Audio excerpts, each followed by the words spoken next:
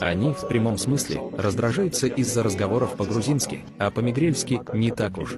Но я и многие другие, в школе, все же разговариваем по-грузински.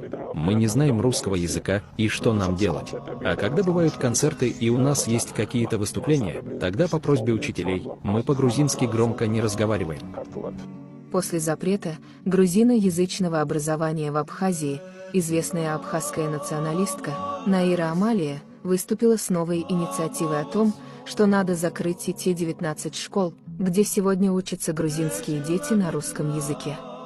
Амалия лоббирует план, согласно которому она хочет поместить всех грузинских детей в интернат. 19 школ в Гальском районе. Все 19 школ надо закрыть, открыть одну школу-интернат с учителями абхазскими, выученных и в АГУ. Их надо ставить туда работать.